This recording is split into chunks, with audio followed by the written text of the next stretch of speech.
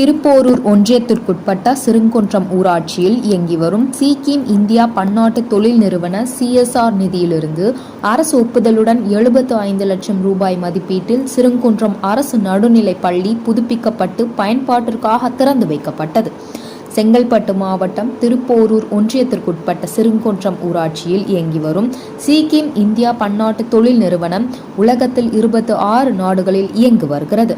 அதன் இந்திய கிளை சிறுங்குன்றம் ஊராட்சியில் கடந்த 13 ஆண்டுகளாக இயங்கி வருகிறது.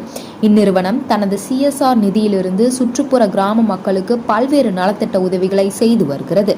அதில் ஒரு பகுதியாக சிறுங்குன்றம் அரசு நடுநிலைப் பள்ளி சிதிலமடைந்த நிலையில் அதனை புதுப்பித்தல் மற்றும் 2 புதிய வகுப்பறைகள் கொண்ட ஸ்மார்ட் கிளாஸ் கட்டிடம், விழா மேடை மற்றும் விளையாட்டு பூங்கா உள்பட 75 லட்சம் ரூபாய் மதிப்பீட்டில் தமிழ்நாட்டில் அரசு ஒப்புதலுடன் கட்டி முடிக்கப்பட்ட பள்ளி கட்டிடங்களை உலக சீக்கிம் குழும தலைவர் வின்சென்ட் ராய் திறந்து வைத்து மாணவர்கள் பயன்பாட்டிற்கு அர்ப்பணித்தார். பின்னர் பள்ளி மாணவர்களிடையே சிறப்பு உரையாற்றினார். இதனைத் தொடர்ந்து பள்ளி மாணவர்களின் கலை நிகழ்ச்சி நடைபெற்றது.